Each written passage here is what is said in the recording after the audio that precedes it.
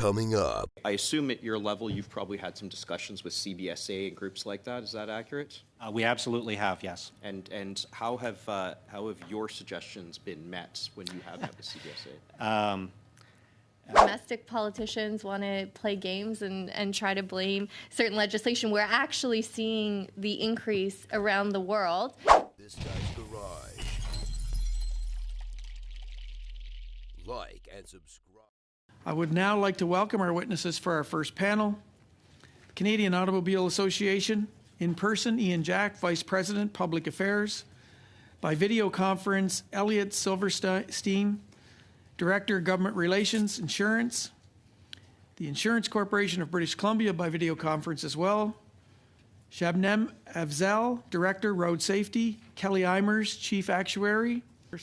Yes, thank you, Mr. Chair. And my intention is to ask questions for a few minutes and then to move my motion, which was provided last week. The question I'm curious about is, how did we get here? How did we get so complacent in that you described this as the equivalent of a flood or tornado? And I was quite happy to hear you have some tangible, but how did we actually get here to something that really is at a crisis level? Well, it's interesting. Thank you very much for the question. 10 or 15 years ago, we understand when we look back and when we do research, there was a lot of auto theft in this country, and I think a lot of emphasis was put on it. And I think that since then, that emphasis has gone. That worked. Then the emphasis went away. And I think that organized criminal gangs. They're like water. They're like a water leak in a house. They go to the path of easiest resistance. And I think now, for a variety of reasons, auto theft has become fairly easy. We have very lax standards that are not at all modern. We have iPod-era standards for anti-theft devices in vehicles right now. It's easy to get into a vehicle. It appears quite easy to put them into containers at rail yards and trucking containers, where there doesn't appear to be enough oversight from our CBSA officials looking at exports. It appears very easy to get them onto ships and out. And I will note as well a couple of, to us, very interesting pieces of testimony. I can't remember if it's IBC or Equité, but they pointed out that you can, in Canada, the Canadian rules are you can change a ship manifest after it sets sail, which makes no sense. Nothing should be changing inside a container after it sets sail. But you can claim it's dishwashers, get it into waters, and then change that and say, oh, by the way, it's actually cars. Bye. That makes no sense. These are rules that should also be changed. There's also a 72-hour rule that we'd like to see that the U.S. has that says you can't change the manifest within 72 hours of shipping. That makes sense to us as well. So a whole series of things have happened, I would say, to lead us to where we are today. Okay, so a lot of this seems to me to be there are a lot of tangible issues and there are some regulatory issues, right? The regulatory issues relating to anti-theft devices and coming with the times, and then the tangible issues with prevention, compliance, and enforcement. Now, I assume at your level you've probably had some discussions with CBSA and groups like that. Is that accurate? We absolutely have, yes. And how have your suggestions been met when you have met with CBSA? Well, I mean, the opening line was, well, we don't really do export inspections. We worry about imports. Sure, fair enough. I think the clear message from us, and I would hope from this committee, and I believe from some government officials at least, has been, well, no, that's not good enough. We need to do a lot better. I do know some dollars have been put aside for that, for CBSA, but I think we need a mentality shift. And they do actually need some dollars, I believe, because, at CAA, we've done tours of both the Montreal and Halifax ports in recent months. We've met with port officials, and they have made clear they've described the CBSA inspection routines, and they don't really seem fit for the 21st century, if I may say. I'm no expert, but they need more and better facilities, and they need to be told to do more, frankly, on exports. Thank you. How much time do I have, Mr. Chair? You have about 2 minutes. 2 minutes? Okay. With that, Mr. Chair, I believe Mr. Kirk will be replacing me, but with that, I will move the motion, which was given notice last Thursday, I believe. You have two motions, Mr. Caputo. Which one are you referring to? Oh, I'm sorry. Notice of motion that starts with, given that continued instances of repeat offenses. That one, please. Read the whole motion, Mr. Caputo, just to make sure. Sure. Given, and this is quote, Friday, April 26, 2024, given continued instances of repeat offenses while criminals are out on bail, including the case of a man who was arrested for attempted carjacking, let out on bail, and was arrested for carjacking again the next day, comma, next point, that in the news release about this incident, the Victoria Police Department identified Bill C-75, bracket, the revolving doorbell, close bracket, as the reason this individual was released to then go on to commit the same offence within a day of the first. The committee concur with the findings of the Victoria Police Department that the Liberal government's Bill C-75, bracket, the revolving doorbell, close bracket, is adding to the challenges police departments are facing when combating auto theft when offenders are expeditiously released back into the streets. And that's the end. Thank you, Mr. Caputo. Thank you. Mr. Genius, please. Sorry, I didn't see that. This is distance. Okay, thank you very much, Mr. Chair, and I want to thank my colleague, Mr. Caputo, for putting forward this motion and for his excellent work on this important issue. And I appreciate the opportunity to say a few words about the sad trajectory that rates of crime have taken in this country in the last 9 years, in the time that Justin Trudeau has been Prime Minister. We have seen how this NDP Liberal Trudeau experiment of catch and release policies in the area of bail has simply failed. We have many instances where, let's say, the same people are committing crimes over and over and over again. And someone commits a crime in the morning, they're released on bail, and they proceed to commit another crime in the afternoon, in the evening, and so on. And this is not a coincidence that all of a sudden Justin Trudeau becomes the Prime Minister, and suddenly people's dispositions towards criminal activity changes. No, it's a consequence of policy decisions that were made by this government that allow repeat violent offenders to have easier access to bail and to go out and commit crimes that harm our community. And that is why I think this motion is important, motion that was put on notice, and I hope we'll have the support of colleagues, that simply supports the findings of the Victoria Police Department, that recognizes the failures in the Liberal government's Bill C-75, the revolving door bill, as it relates to bail. The motion responds to and recognizes the determinations of that police department that this revolving door bill is causing significant problems, making life more difficult for police officers and for everyday citizens, and making life easier for repeat violent criminals. So I appreciate the clarity of the motion, the fact that it responds to an evident reality in the government's record on crime. And crime statistics tell the story very clearly. Crime dropping up until 2015 and then rising dramatically after 2015. We all know what happened in 2015. It's been 9 years of failed NDP Liberal experiments on crime that haven't worked. It's time for a new approach. And I'll leave my comments there. Mr. McGregor, please. Thank you, Chair.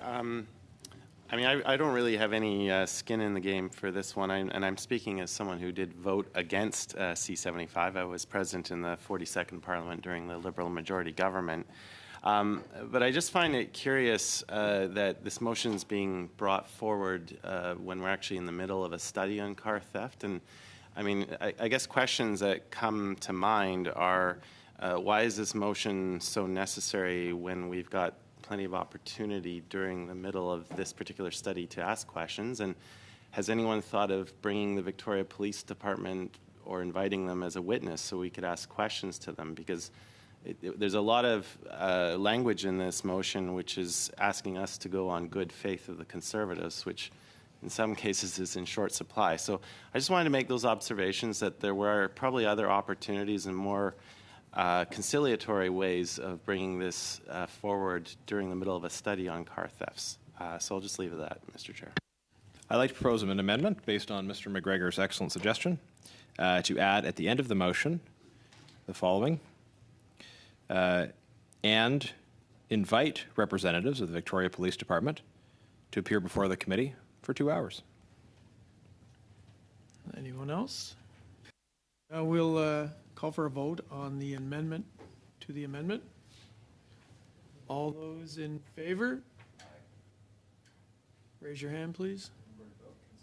Record a vote, sure. Mr. Clerk? Ms. O'Connell. No. Mr. Biddle. No. Mr. Gay. No. Monsieur Chiffquet. Monsieur Chiffquet. Okay, no. Mr. McKinnon. No. Mr. Shipley. Yes. Oops. Mr. Jennings. Yes. Mr. Mutz. Yes. Mr. Couric. Yes. Madame Michaud. Contre. Mr. McGregor. I abstain.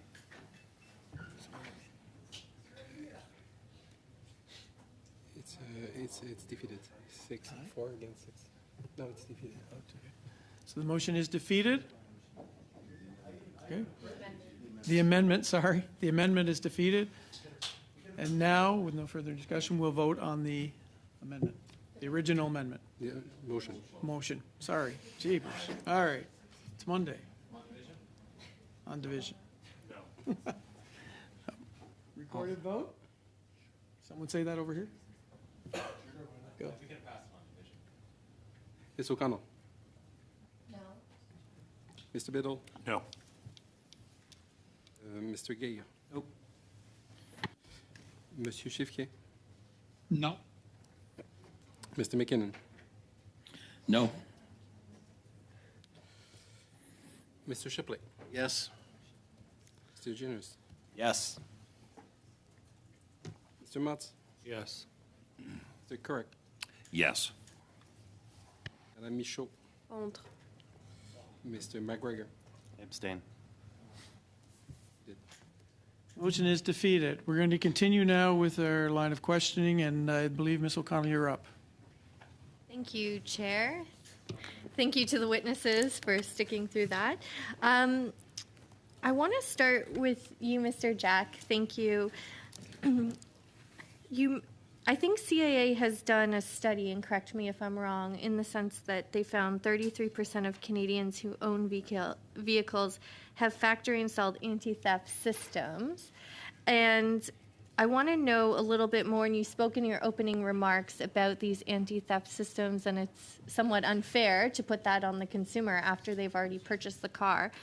Are there certain manufacturers that you're finding that are harder to steal, who are putting in place some of these regulations? And I recognize the point you've made in terms of updating the legislation on anti-theft systems, and that it is quite dated. So are you seeing some manufacturers, because we've heard at committee that some cars are stolen far greater than others, and that some in the industry are making this headway. So do you have anything to add to that?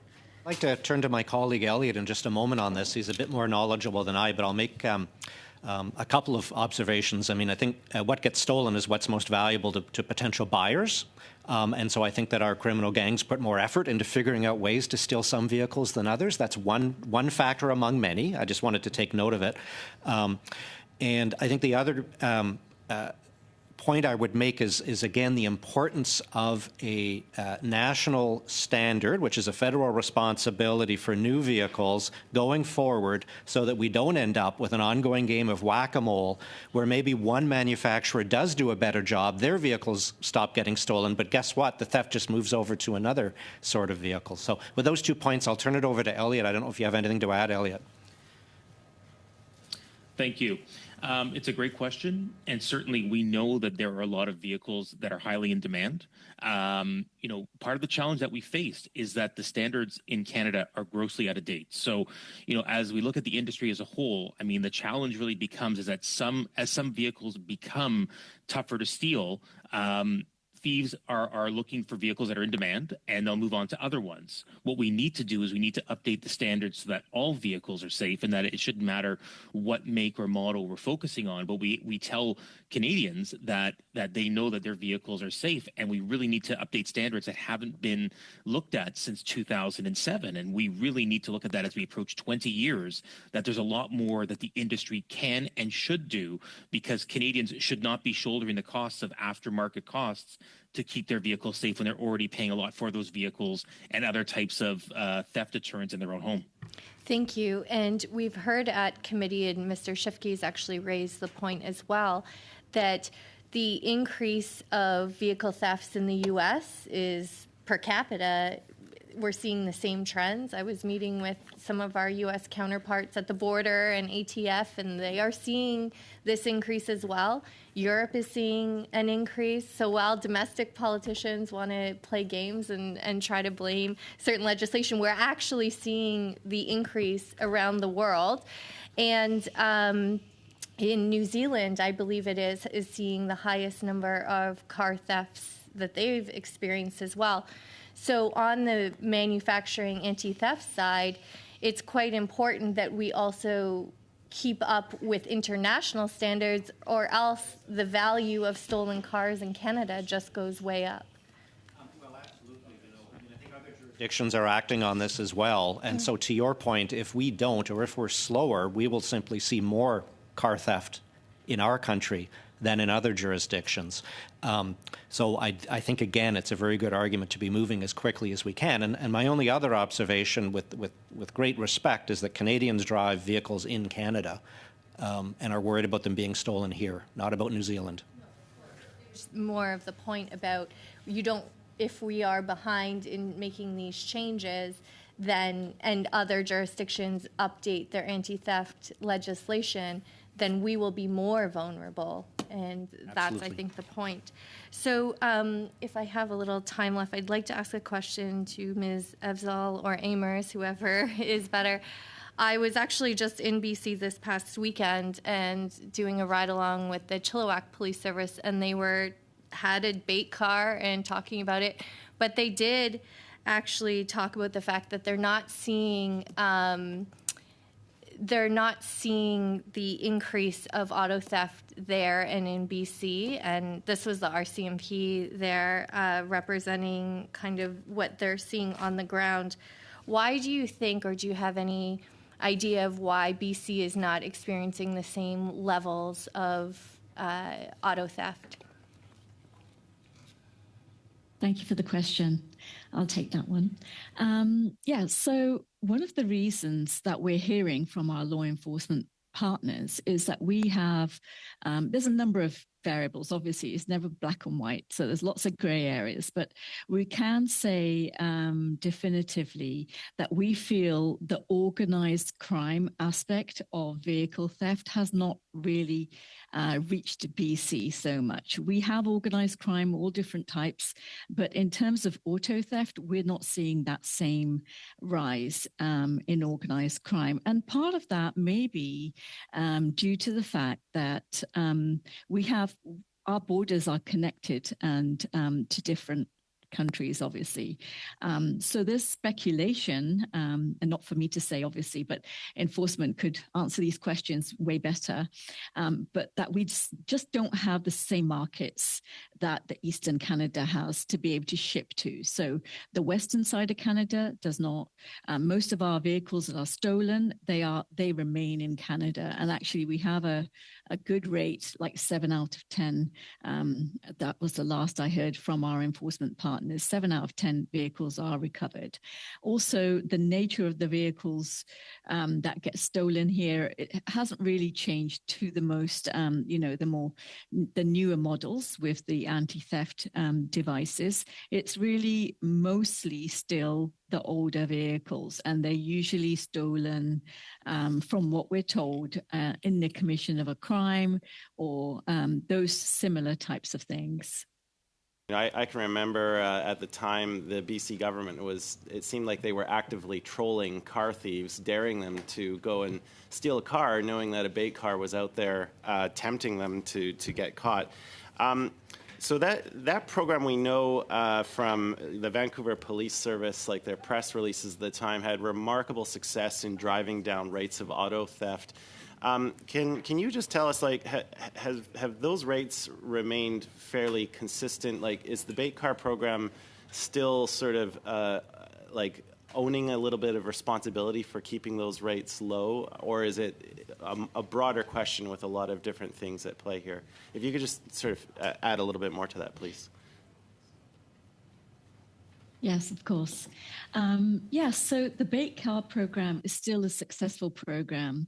There's no doubt about it. But there's also many other aspects in terms of the impact, the team, and how they are integrated, different police units, different police departments, all involved in the proactive tackling of auto crime. So I think the important thing here is to remember that the impact program is an enhanced program in terms of fighting auto theft. So we're not just relying on the baseline enforcement of auto crime through the various police departments, but it's actually this concerted, data-driven program that's across the BC province. And of course, bait car is part of that program. So yes, bait car is very successful. We've seen a lot of auto crime go down due to that. But of course, there's always new tactics being employed by thieves and the new technology in vehicles as well. So it continues to have success. But in the space of the larger program impact, I think it's important to remember the integrated approach across BC has led to much success in this space.